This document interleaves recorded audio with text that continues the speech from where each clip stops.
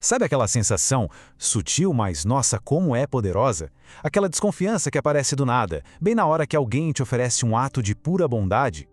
Já aconteceu de alguém ser genuinamente bondoso e o sentimento não ser exatamente confortável? Alguém oferece ajuda, faz um elogio sincero e em vez de calor, vem aquela pontada, sabe? Um alerta.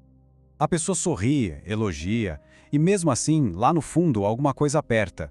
E essa sensação, esse aperto, nos faz perguntar: o que essa pessoa quer de verdade? A gente fica repassando a cena na cabeça, tentando achar o que está escondido ali. E olha, isso não é paranoia, é proteção. Parece paranoia, eu sei, mas na verdade é um mecanismo de defesa muito antigo que entra em ação. Não é um defeito de jeito nenhum. É como se fosse uma armadura. Porque para muita gente, a vida ensinou uma lição bem dura, de que a bondade nem sempre é segura. Às vezes ela pode parecer um perigo disfarçado de calor. Então, vamos entender um pouco melhor como essa reação funciona. Começando por esse reflexo quase que instantâneo que acontece na nossa mente. Olha só que contraste. Por fora, a gente recebe um elogio, tipo, você arrasou hoje. E a reação esperada é simples, né? Obrigado, que bom que gostou. Mas por dentro, o monólogo é outro. A mente dispara. O que será que eles querem? E se da próxima vez eu decepcionar? É uma análise em alta velocidade. E aqui está o ponto central. Esse excesso de pensamento, essa ruminação toda, não é só insegurança. É o nosso sistema nervoso em modo de sobrevivência. Ele está literalmente tentando prever a dor emocional para poder evitar que ela aconteça. É como se o coração tivesse aprendido a se esquivar antes mesmo de ser tocado. Porque se no passado a bondade foi seguida de manipulação ou de rejeição, o corpo aprendeu. Ele aprendeu que aquele calor pode ter um preço alto. E aí ele se prepara para o impacto. Ele se encolhe antes mesmo do toque. Ok, mas e a ciência por trás disso? Como é que o nosso cérebro processa essa experiência? Vamos dar uma olhada. Pois é, a psicologia tem um nome para isso: hipervigilância emocional. É um estado onde o centro de alarme do nosso cérebro, a amígdala, simplesmente não confia na paz. Por quê? Porque no passado, a paz veio logo antes da tempestade. Então, ela fica em alerta máximo. E o cérebro, ele fez uma promessa silenciosa a si mesmo. Eu nunca mais vou ser pego de surpresa pela dor. Não é que a pessoa não quer a conexão. Pelo contrário, o desejo é enorme. Mas a conexão, ela implica risco. E essa promessa interna é de proteger a gente a qualquer custo. Para ilustrar isso, tem uma metáfora que é simplesmente perfeita. Pensa no cérebro como um cão de guarda. Um cão de guarda muito, mas muito leal. Ele não está atacando as pessoas que se aproximam. Não é isso. Ele só está guardando os portões. Exatamente aqueles portões por onde um dia a confiança foi quebrada. Então, quando vem aquele pensamento, eu não sei como aceitar um elogio, isso é o latido do cão de guarda. Entende? Não é um ataque, é um aviso. Ou quando bate aquele nervosismo porque as pessoas estão sendo boas demais, é a mesma coisa. É a energia protetora desse cão de guarda que fica agitado sempre que alguém chega perto demais do portão. Mas o que tudo isso quer dizer, de verdade, é uma coisa que o corpo sente. Meu corpo ainda se lembra do custo que foi estar aberto, ser vulnerável. É uma memória física, sabe? Que vive nos músculos, uma hesitação que ninguém vê. Ok. Entender tudo isso já é um passo gigantesco. Mas e agora? Como essa jornada continua? É possível reaprender? E a boa notícia é que, sim, a segurança pode ser reaprendida. O mesmo cérebro incrível que aprendeu a se proteger com tanta, mas tanta eficiência, ele também tem a capacidade de aprender a relaxar de novo.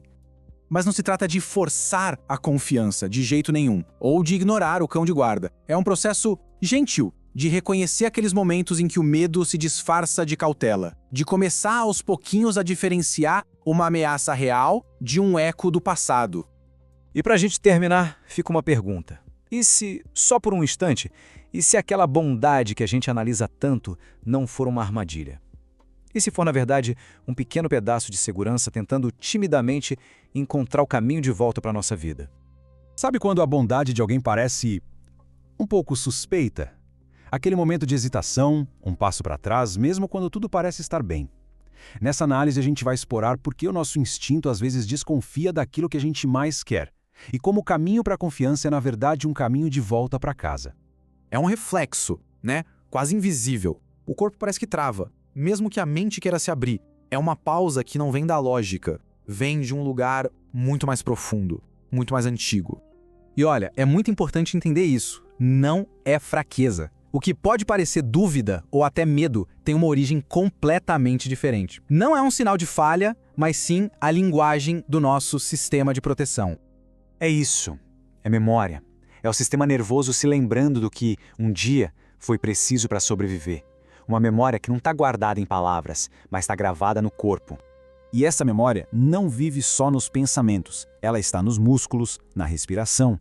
Sabe quando um cuidado genuíno aparece, sem nenhuma intenção oculta, e mesmo assim os ombros ficam tensos, o peito se fecha? É o corpo sussurrando: olha, da última vez que eu me abri assim, doeu. E é aqui que está o ponto central. A cura não vem de forçar a confiança, de jeito nenhum. Vem de perceber esses sinais com compaixão e oferecer uma mensagem interna, algo como: eu vejo essa reação, tá tudo bem, a segurança é possível agora. E o mais fascinante é que esse mesmo sistema nervoso que aprendeu o medo, ele também pode reaprender a segurança. E é aqui que a gente sai um pouco da sensação e entra na ciência por trás disso tudo. E veja bem, a gente não está falando só de pensamento positivo, sabe? De simplesmente desejar se sentir em segurança. Estamos falando de um processo biológico real, de reprogramar as respostas do nosso cérebro. Funciona mais ou menos assim. Cada pequeno momento de segurança de verdade, quando a gente percebe ele conscientemente, funciona como um treino para a amígdala, que é o nosso centro de alerta no cérebro. É como ensinar para esse alarme interno que nem toda fumaça significa que a casa está pegando fogo. Aos poucos, bem aos poucos, a guarda começa a baixar. Uma boa forma de imaginar isso é pensar na confiança como se fosse um músculo. Se ele foi rompido um dia, não dá para curar ignorando a dor. Ele precisa de um tipo muito específico de exercício. Ele se fortalece com gentileza e com consistência. Não com um grande salto de fé, mas com pequenos movimentos que, repetidas vezes, provam que a segurança é possível. São essas pequenas provas, sabe? Coisas do dia a dia, que funcionam como essa reabilitação. Cada um desses momentos vai reescrevendo uma linha de código na nossa memória emocional. E aí, na próxima vez que a bondade aparecer, o sistema nervoso hesita um pouquinho menos. E agora, a gente chega num ponto talvez mais delicado. A força silenciosa que existe em se permitir relaxar depois de tanto tempo em estado de alerta. Em deixar as coisas boas entrarem de novo. É uma coragem que ninguém vê. Não é aquela de filme, sabe? É a coragem quase invisível de se permitir soltar um pouco, relaxar no processo, mesmo sem a certeza absoluta de que tudo vai dar certo. E aqui que a gente entende uma coisa fundamental. Segurança não é a garantia de que nada de ruim vai acontecer de novo. É a confiança, construída lentamente, de que é possível se manter aberto e ainda assim continuar inteiro. Então, a gente chega aqui, no momento de respirar com isso tudo, de praticar. O convite é para isso, uma pausa, sentir o próprio coração batendo, só observar a sensação que percorre o corpo, sem julgamento.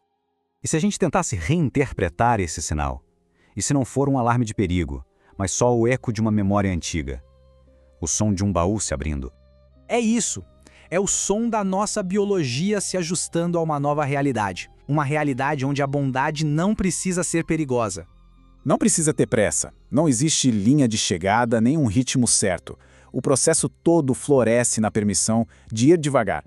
Em vez de fugir da sensação de vulnerabilidade, talvez seja só preciso ficar com ela. Por um instante. Só um instante. Porque a segurança, ela é uma memória também. Uma memória que está esperando para ser redescoberta. Uma calma que já existe, esperando apenas a permissão para retornar.